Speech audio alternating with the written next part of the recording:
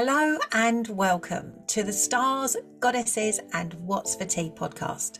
My name is Samantha Selby and I am known as the astrological energy healer and channel for star goddess activations.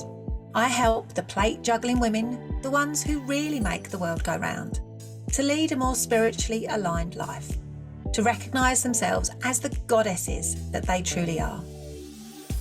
I will be bringing the sometimes complicated concepts of astrology and energy healing down to earth and making them relevant to you and your life. If you haven't already, click on the link in the show notes to download my simple 2-step energy cleansing and alignment ritual so you can have your best day every day. Using the power of the planets, astrology and energy healing, you can take the inside track in your life and follow your soul pathway to the next level of soul ascension, alongside human level health, wealth and happiness. So let's dive into all of this juiciness in today's episode. So episode 2, your astrological year and your soul ascension. So when I was thinking about the topics that I would cover on this podcast, it was like, where do I start? Astrology and energy healing is vast. It is an almost endless topic. And so where do you begin? Where do you begin with something that has so many facets and is so juicily exciting? So where do you start?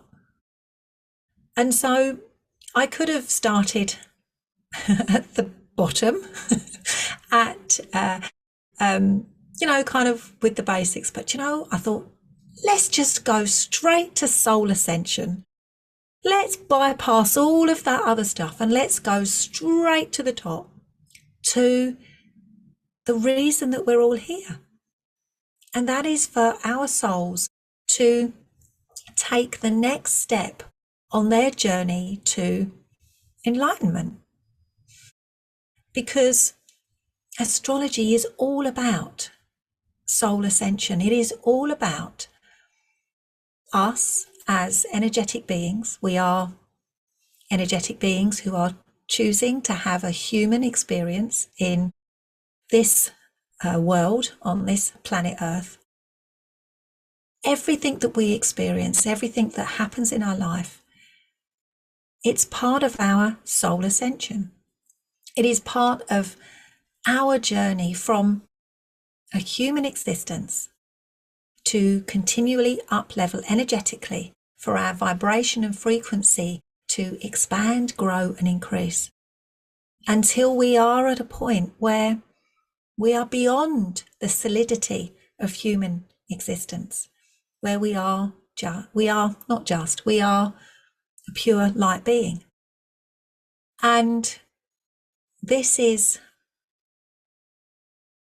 I'm going to say the word journey, like X Factor, or this is the journey that all of us are on, you and me. And astrology is all about our soul ascension. It is using the energy of the planets and the stars and the movement of the planets and the stars to get us ahead, to put our turbo power on, our turbo pack on, to get in the fast lane so that we can go up that wheel, we can go up the spiral quicker and faster. We can get to the top because that's where we're going.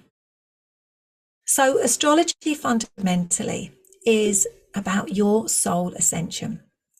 It is about the journey that we're all undertaking. And this is what all of this is built upon. And it's all connected to the natural world. It's connected to our existence here on Earth. So let's dive into this understanding of what astrology is and how you can make it work for you. So you've all heard of the signs, the astrological signs that make up our astrology, our Western astrology.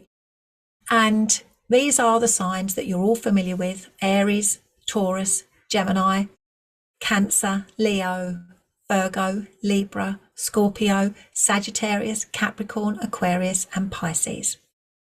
And these are the energies. They are, imagine them like clothes, imagine that they are outfits, imagine that they are energetic frequencies that are around us all of the time. And so when we talk about astrology and we say something is in a sign, say for example the sun is in Pisces or the moon is in Gemini, what we're effectively saying is that planet is in a part of the heavens, a part of the sky that has this particular frequency and vibration. It has the feeling of this particular sign. So I'd like you to imagine these signs spread out in a big arch above your head. And this arch of energy is all of the zodiac signs, from Aries all the way round to Pisces. And the planets move across this arch in the sky, and they spend time wearing the clothes of the particular signs. And this energy is then beamed down to us here on Earth. But that's not the only way we experience the zodiac wheel.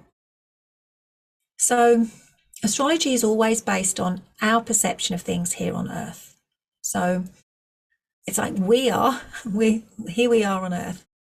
And the center of our existence is the sun. The center of our universe really is the sun, and everything else expands outwards from the sun. So life on Earth revolves around the sun. If we didn't have the sun, there would be no life on Earth. And so the sun moves across the sky, moves across this big arch throughout our zodiac year.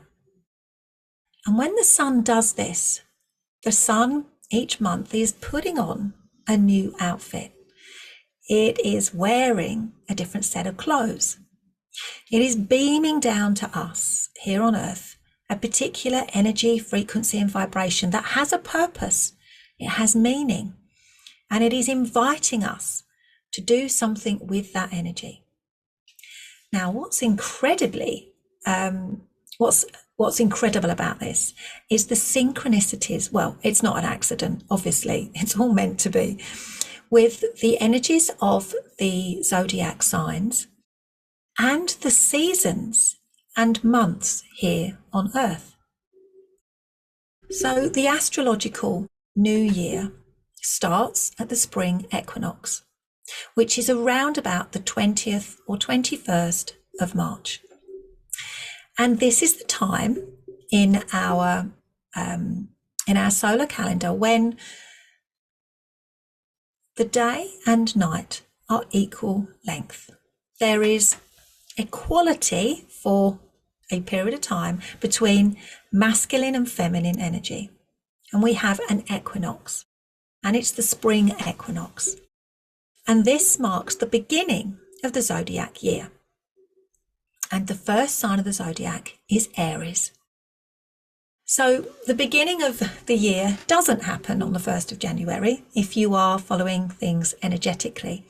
It happens on the first day of spring when the sun moves into Aries. Now, as the sun journeys through Aries, and remember the sun is the center of our universe, so he's the CEO of everything, he puts on his Aryan clothes. Now, Aries energy is the energy of spring. It's the energy of bursting forth. It's the energy of new life and new beginnings. It's a spark. Aries is a fire energy. It brings life. It bursts out into existence. Aries energy is all about starting things.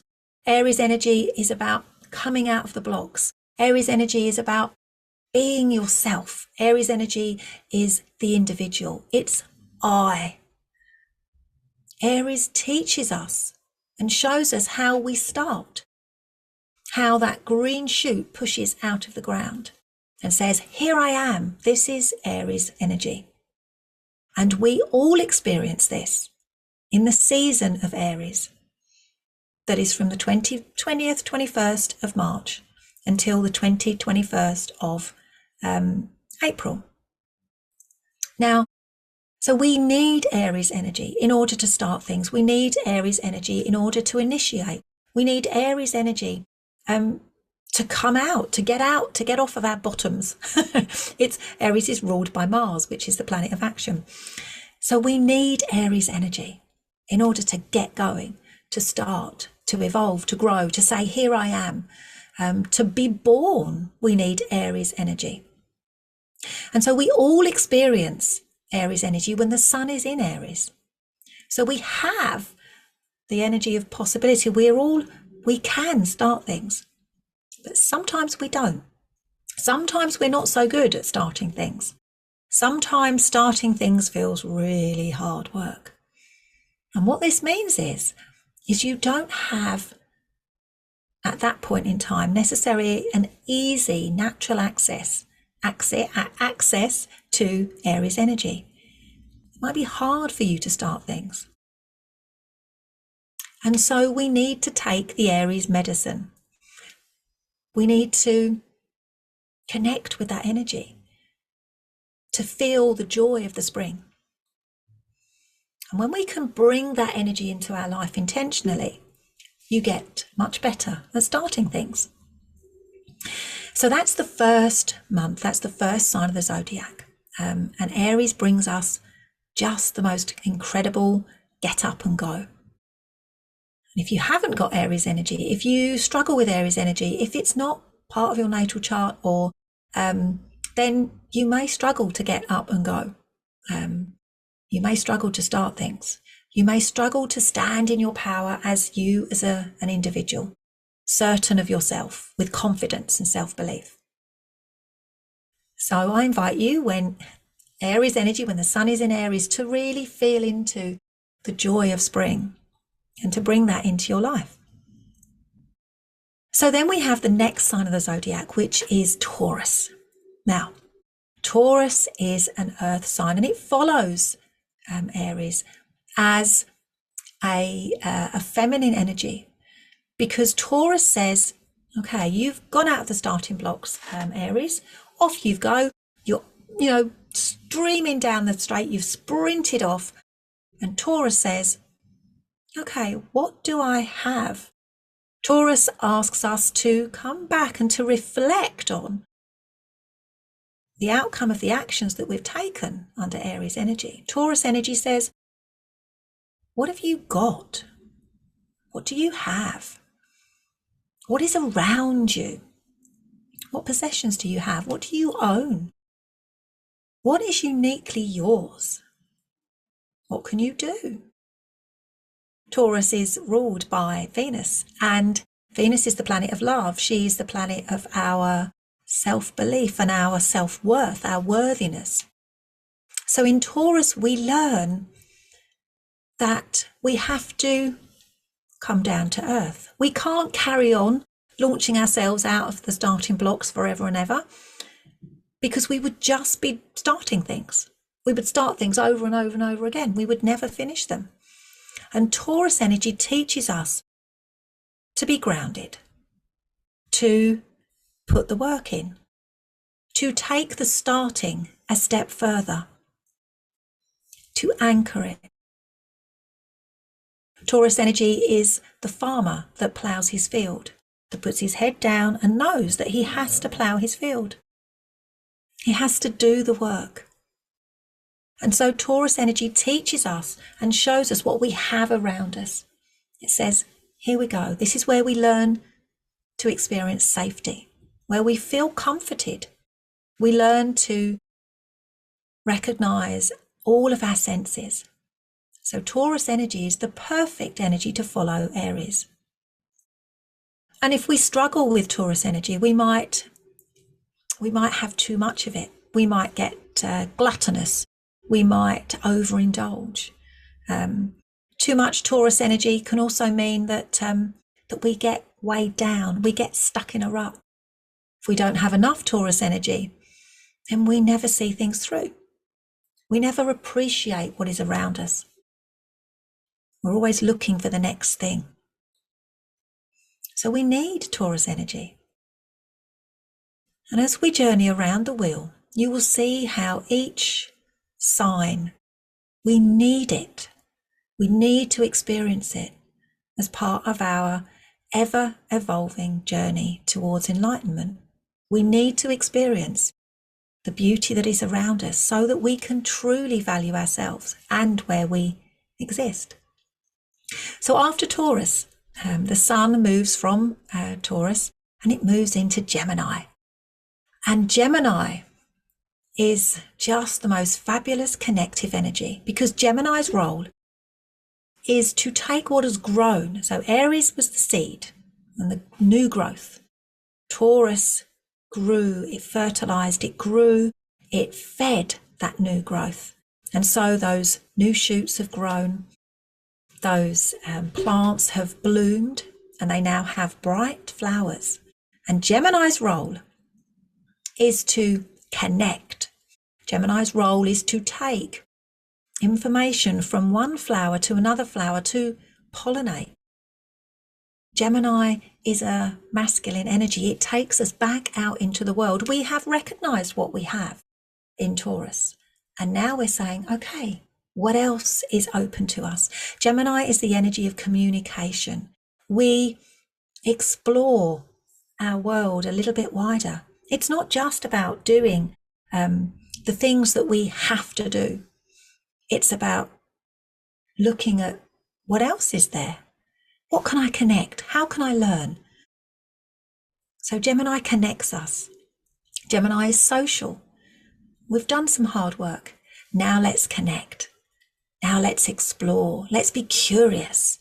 Let's be the butterfly or the bee that flits from flower to flower, taking with it all that information, those seeds of pollen and the nectar that will then grow and spread, change, and take things out into the world. If we have too much Gemini energy, everything happens on the surface. We're just social. It's chatty, it's gossipy. If we don't have enough Gemini energy, we stay stuck in our rut and we never come out. So we need Gemini energy. We need Gemini energy for that integral circle of life. The flowers, if the flowers just bloomed and there was no pollination, there would be no fruit. So we need Gemini energy to pollinate, to take things out into the world.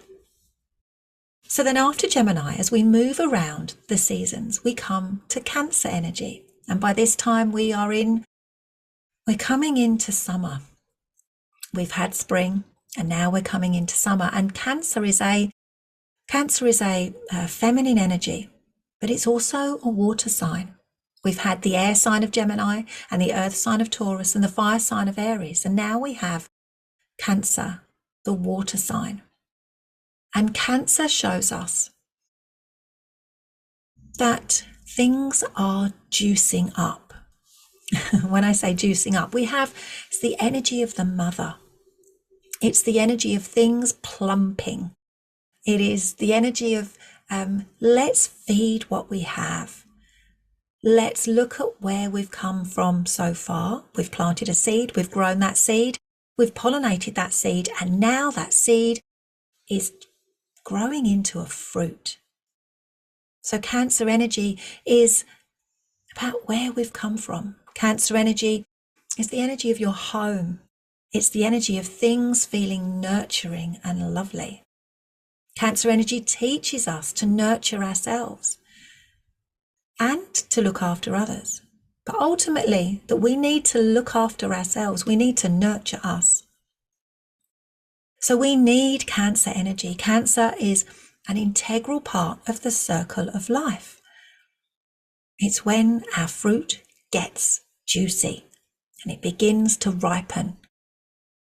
We are growing more things in Cancer energy. We are nurturing. And if we don't have much Cancer energy, we will struggle to nurture ourselves. We will struggle to look after ourselves. We're too busy being social. We're too busy focusing on what everybody else is doing to look after ourselves. We need Cancer energy because it enables us to talk about how we feel, to share our emotions. Cancer energy enables us to nurture others and to feel and receive nurturing back. So we need Cancer energy. We need to experience the juiciness. And then we have Leo. And Leo is the height of summer. Leo is the time for us to kick back and to have fun. Leo is about expressing ourselves as we truly are. When we are in Leo energy, it's about shining. It's about being creative in the seasons and the cycles of the natural year. This is the time from the end of July, so 21st of July to the 21st of August, where the hard work has been done. Everything in the fields is getting ready, it's ripening, but there's a pause. There's time for fun, there's time for laughter, there's time for romance, there's time for expression and creative energy. It's a time for shining. Leo is ruled by the sun, and the sun is the CEO and the center of the universe. So we need Leo energy to feel confident about ourselves, to be creative. If we don't have much Leo energy, if Leo energy is not available to us, we will lack confidence. We will have self-doubt. We might also be a little bit big for our boots. We've got excess Leo energy. Excess Leo energy is the tyrant, the despot. So we need Leo energy to feel confident and to create, to have fun and to celebrate life. And if we don't celebrate life, then what is the point of life? So Leo teaches us to live. So as we journey around the zodiac wheel, you have the opportunity to experience all of these energies, to take the medicine of each one so that you can bring them intentionally into your life, so you can have more confidence, so you can feel comfortable with your emotions, so you can be curious, so you can recognize your worth, so you can start things, so you can be an independent individual. So after Leo, we have Virgo. And Virgo teaches us to be discerning. Virgo is the time of the harvest. And so we are reaping our rewards. We are recognizing that we have to come back into ourselves. Leo is a masculine energy, an outward facing energy. It's a fire sign. Virgo is an earth energy, but it's a feminine energy. And it's saying, right, come back into yourself. You have so far started something. You have learned the value of it and exactly how you are, the value of you and everything that you have and that you do. You have been social. You have connected. You have pollinated. You have come back into yourself and you have recognized the outcome of that pollination as the juicy fruit. You have gone back out into the world under Leo and you have shone and been yourself and had fun. And then you're coming back in again and you are harvesting. You are harvesting the fruits of everything that has gone before. You are harvesting and you are taking note. You are creating order. Virgo teaches us the value of your body as the temple for your soul. Virgo teaches you how to be discerning, to choose, to make the right decisions for you. Virgo's role is to bring in the harvest and then to decide what you have. What have you harvested? Is this going to see you through the winter? What do you need to do next? What do you need more of? What do you need less of? Virgo invites you to look after your daily routines, to get your house in order, because you are coming into the winter. The winter will approach, and it is all part of your journey to be you. So Virgo will teach you the value of your physical body. It will also teach you how to be of service, how to look after yourself, and how to look after others. Virgo is essential, because if we don't gather in the harvest, if we don't take stock of what we have, what we've created, then we may not survive the winter. So, after Virgo, we take the Libran medicine. So up until this point, we now have everything we need. We are sustained for the future. And so we come to Libra, which is an air sign, and it is a masculine energy. So we go back out into the world and we explore other people. Libran energy is the energy of relationships. It's how we interact with others, how we partner up. Libran energy wants balance and harmony. It is the time of the autumn equinox when we have another opportunity for equality in masculine and feminine energy. Libran energy teaches us that there is beauty all around us. There is beauty within you. Libran energy teaches you to consider other people. Up until now, it's all been about you. But in order to survive, to evolve, to grow, as a human being, we need connection. That is part of being human, that we need connection with other human beings, and Libra enables us to do this. Libra teaches us to consider another. Libra teaches us to enter into relationships. Now, if we have taken our Aries medicine, we know who we are. We are certain in our individuality. We are our own person. But if you are not certain of these things, when you arrive at Libra, you can enter into a relationship and lose yourself because your Arian energy is not fully present. And so you dissolve into the other person. It all becomes about them. There is too much Libran medicine.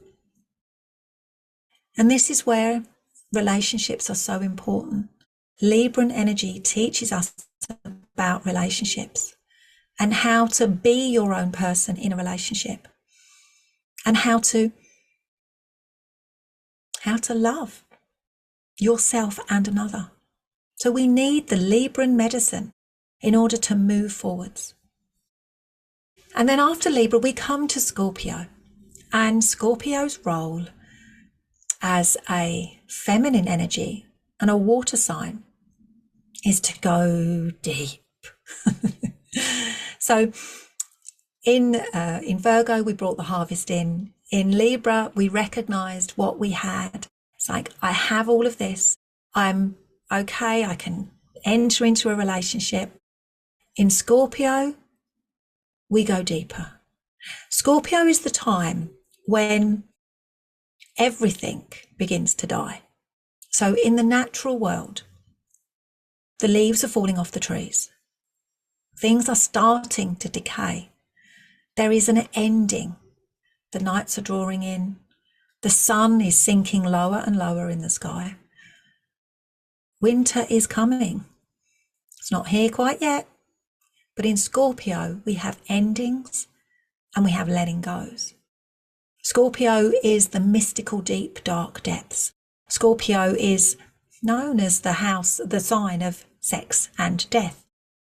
It is the energy that teaches us to go deeper, to not just enter into a relationship that is me and another person. It is to get intimate, is to go under the surface, to really share, to let go, to allow a part of you to die so that you can be reborn, to, just like the leaves on the trees. The leaves change colour. They transform from bright green to orange, yellow, brown. They crisp up and then they float down to the earth. And as they float down to the earth and connect with the earth, they begin to rot. And they rot and their whole cellular structure changes. And all of the nutrients that are inside that leaf that has been poured into it by the sun from the moment that leaf unfurled in Aries energy, all of that juiciness is now sinking into the earth, sinking down through all the layers of soil, all of that rich nutrients, everything that has been experienced up until now is being changed and transformed. This is the power of Scorpio energy. And then the plant uses its root system to draw upon all of that juiciness and to recycle it and to take it back into the plant so that it can use that energy in order to grow some more. So Scorpio energy teaches us to be deeply intimate, to let go of what we don't need, knowing that we are an ever evolving being and we are here to explore our internal depths. After all, it is a water sign. It is our emotional depths. Scorpio's role is to take us deeper within ourselves. So after Scorpio, we've done all of the letting go. We have, if we don't have enough Scorpio energy or Scorpio medicine, we are afraid of intimacy. We avoid it at all costs. If we have too much Scorpio energy, well, we can be a little bit intense, a little jealous, a little bit power hungry. So we need Scorpio energy to feel empowered, to trust in the process. So after we've done the deep work in Scorpio, it is time to experience Sagittarius. Sagittarius is an outward facing energy. It is the energy of the archer, but it's a masculine energy. It is a fire sign and it takes us back out into the world. We have gone into the depths. We have seen our shadow. We have recognized ourselves for who we truly are. And now it is the time to dream. So Sagittarius energy takes us out into the world to consider the horizon, to say, where am I going? Let's travel, let's explore, let's expand my knowledge. Let me learn, let me grow. What do I believe? What is the truth of life itself? Sagittarian energy is the philosopher. It's considering everything that is beyond. We are moving beyond the solidity. We are considering what else there is. Let's dream, let's vision. What if? Sagittarian energy teaches us what if. If you lack Sagittarian energy, you will struggle to dream. Your beliefs will be limited and small, and your world will be even smaller. So Sagittarian energy teaches us to dream, to vision, to explore. So just drawing your attention to this, if you can hear a snoring noise in the background, it is my lovely dog Finn. He has taken up residence on the sofa behind me and he is snoring. Of course he is, whilst I'm recording a podcast. So be more Finn, have a nap in the day. Anyway, so we are exploring Sagittarius energy. We are going out into the world and we're gaining more knowledge. We're deepening our understanding. Hey, this is lovely. Wow. What are we going to do with this? This is incredible. And then we have Capricorn. And when the sun moves into Capricorn, we are coming back. We're coming back into a feminine energy space where we take stock. We look at our dreams And we say, how are we going to make those happen? Let's bring it all back down to earth. We need to set some goals. We need to be definite. We need to plan. We need to be strategic. We need to think about where all of this is taking us. Let's think about our success. Let's think about what we are striving for. Capricorn energy invites you to be strategic, to take those dreams and those visions and put in place what you need in order to make them come true. If we didn't have Capricorn energy, we would spend all of our time dreaming, we would drift off, and it's like, where would we go? So we need Capricorn to make those dreams real. And in the natural world, in this time, this is the time of the winter solstice, the time when the days are short and the nights are long. Feminine energy is at its strongest. Masculine energy, the sun, is not so visible in the sky. But this is the time when we set our goals. This is the time when we say, okay, everything has come back into the earth. There is all of the trees at this time of year, their roots are getting stronger. They are drawing on all of the juiciness that's in the soil from those leaves that have dissolved and that have transformed, and the roots are getting deeper. The roots are going down into the earth because we need a foundation. We need a root system in order to build more growth from that root system. And this is the purpose of Capricorn, to lay the foundations. Because after Capricorn, we have Aquarius. And Aquarian energy takes us back out into the world. It's a masculine energy. It is an air sign. Now, in Capricorn, we built our foundations for success. We learnt about being a leader in Capricorn energy. We've taken everything that we've learnt so far, our identity, what we have, how we connect, where we've come from, our home, our emotions, how we express ourselves, how we look after ourselves. We've explored having a relationship and going deeper into that relationship. And then because we have this intimate knowledge of ourselves in Scorpio, we can then explore and grow in Sagittarius. And then in Capricorn, we can bring all of this, everything that we've learned so far, into our success. And we can deepen our foundations. So then in Aquarius, we can go beyond our world. We can go out into our community. We can go out into the world beyond. We can go out into the Earth's atmosphere. We can start to explore the energy that connects us all. Aquarius energy teaches us to be objective. Aquarian energy teaches us to view things from a higher perspective. Aquarian energy teaches us to connect on a bigger scale, to go beyond our world and our personal success. Aquarian energy teaches us about humanity, about everything that is beyond. Aquarian energy is the medicine that we need to take if we want to grow beyond our own personal success. We need Aquarian energy in order to be part of things, to be part of groups and communities.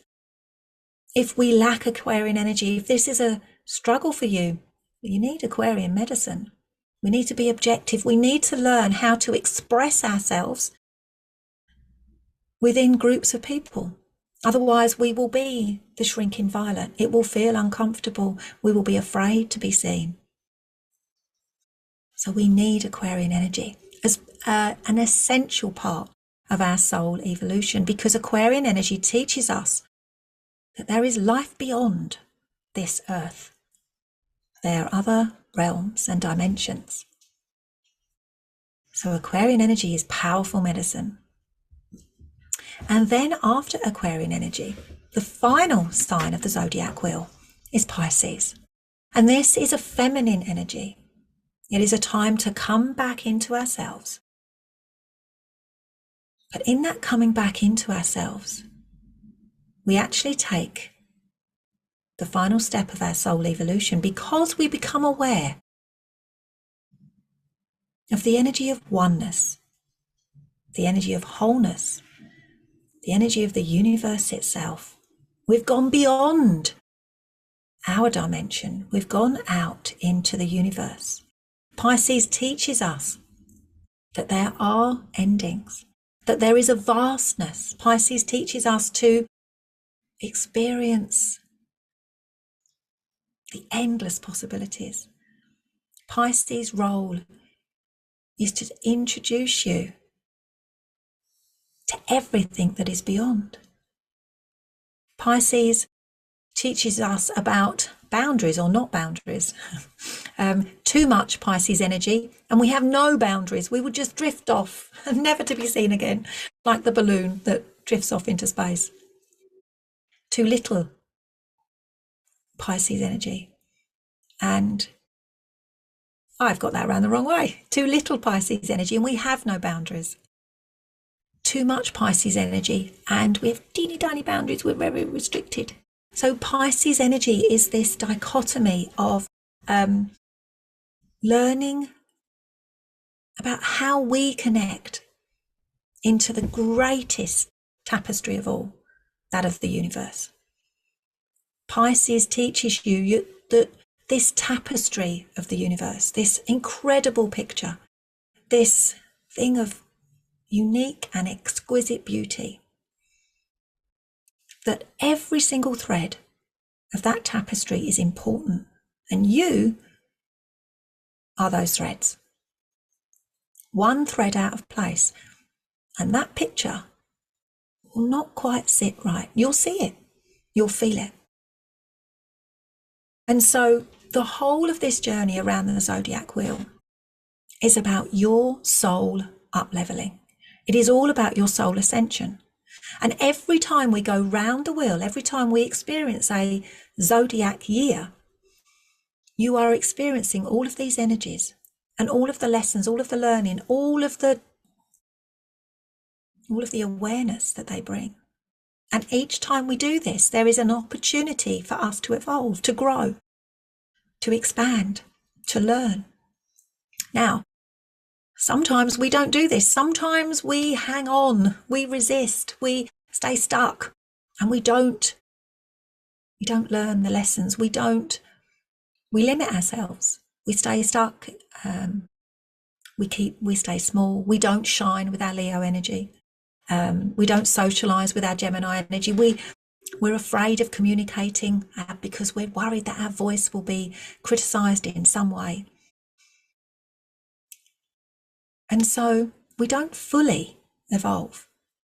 So every zodiac year, every year of the zodiac is an opportunity for your soul to ascend, to move up the spiral of life, to take the next step on the wheel. And so this fundamentally is what astrology is all about. And astrology and the signs of astrology, every single one of them is available to you with its juiciness and the resources that it brings. But we don't always make the most of that energy. So some parts of our lives move forward and other parts don't. And that's because we haven't taken the sign medicine, the Aries medicine, the Cancer medicine that teaches us that it's okay to express our emotions, and the Capricorn medicine that tells us and shows us how to be strategic, and so that we can set goals and we can lay our foundations. And so when we take all of the medicines, when we embrace every single one of the signs and intentionally bring them into our lives, that's when the magic happens. And fundamentally, that is what I love about astrology. And this is why I'm sharing all of this with you now. And my invitation to you is just to consider how it would feel if you experienced a zodiac turn of the wheel, if you experienced every sign with the energy of, what can I learn? How can this teach me? Imagine how it would feel to be intentional about each one of those signs, to be in the energy of that sign, to feel it, to bring it into your life. And this is what you can do when you work with astrology and you work with the natural world. So when we're in Aries season, think about what you can start. When we're in Taurus, what can I see through? What can I ground? What can I be certain about? What can I take that step-by-step approach? How can I convert that Aries energy into what I have? How can I create value? Gemini, how can I communicate? How can I be curious? Cancer, how can I nurture myself? How can I allow things to grow? How can I express myself in Leo? How can I be discerning in Virgo? How can I relate to others in Libra? How can I end? How can I get intimate? How can I go deeper in Scorpio? How can I vision and dream in Sagittarius? How can I build the foundations I need to take me out further? How can I be strategic? How can I set my goals? What do I need to do? And then how can I explore beyond? How can I make a difference in my community? How can I go out into the world? And then how can I experience the universe itself? So I invite you in this astrological year to be intentional, to feel into these energies and all that they offer and bring them into your life, because that really is when the magic happens. So there we go, the signs and the natural world, the astrological year and your soul ascension. It is all part of the divine plan of the universe. It is all part of the tapestry of life. And you, my darling, are a very, very important thread. You are an integral, important, vital part of the beauty that is life itself. So I look forward to sharing with you more about astrology in our next episode. Look out for that when it lands. I cannot wait to share more of this juiciness with you. It is just the best. It's so exciting. It's so fabulous. It's just so amazing. And I hope you start to feel the wonder and the incredibleness that is astrology and being intentional with it in your life. So we've explored Soul Ascension. We have delved into the woo, the magical, out of this world energy that is astrology. Now let's bring it back down to earth. What are we having for tea? Now, as you know, the title of this podcast is Stars, Goddesses, and What's for Tea, because it is my intention to bring things down to earth, to make them relatable, and to bring astrology into your life in a very simplistic and easy to understand way. And how do we digest? How do we take on board anything? How do we assimilate anything into our life and our energy? We do it through our gut. That's where we absorb everything. So of course, we have to talk about our tea. So my tea tonight is, drum roll, it's chicken livers. Now, chicken livers, it's not everybody's cup of tea, but I had chicken livers for the first time at a tiny Italian restaurant in Colchester. It's not there anymore, it doesn't exist. And I've always loved liver. Awful. Well, I've loved liver. We used to have liver and bacon when I was growing up, and I loved it. And when I tried chicken livers for the first time, I was out with, so I was on a date And I think it was kind of like the second or the third date, something like that. It was early on in the relationship anyway. And we went to this restaurant in Colchester, in Essex, and I'd never been there before, but lots of people had told me about it as the place to go. And this guy asked me where I'd like to go, and I was like, I'll go there. He's taking me, we'll go there. And so I had chicken livers as a starter. And oh my God, they were melting. It melted in my mouth. My mouth's watering now thinking about it. They were cooked so gently, they're still a little bit pink in the middle, with a masala wine, and they were just exquisite. And so I fell in love with chicken livers. We won't say what happened to the guy. He was okay. But so chicken livers was then, so I was like, oh my God, they're amazing. So then I decided that I would start to cook them at home. And so I found a recipe, and now chicken livers is, nobody else eats them. So I have chicken livers when everybody else is going to be having something else. Either they're not here, or they're eating at a different time because there's a club or something going on. So chicken livers is my just me tea. No, I haven't got to share it with anybody. I haven't got to make it in a particular way that suits anybody else. So I just gently cook them in the pan, a bit of butter, a bit of red onion, a bit of thyme, maybe a bit of rosemary, whatever herbs I've got in the garden, maybe some peppers, chopped up tiny small, and then the chicken livers sliced up, little chunks of them, cooked in the pan. I don't have masala wine, so I just put a little bit of balsamic vinegar over the top, let them cook in their juices.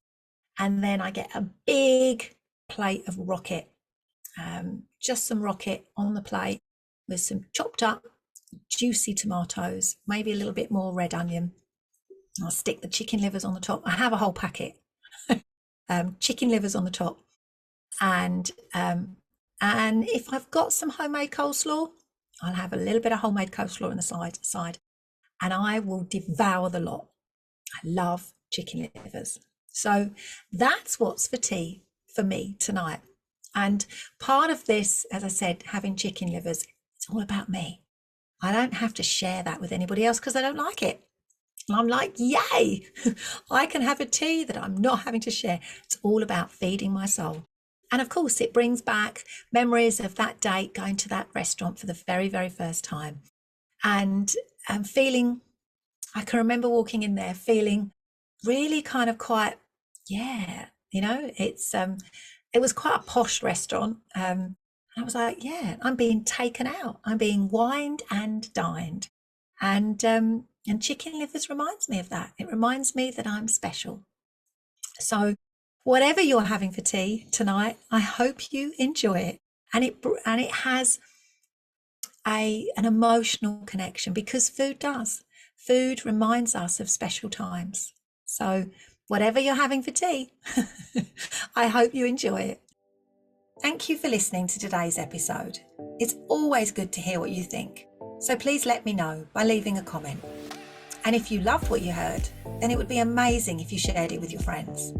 If you would like to explore astrology and energy healing on a deeper level, come and join a community of open-hearted souls inside my Facebook group, Astrological Energy Healing for Life and Business. So until next time, love and starlight. Bye for now.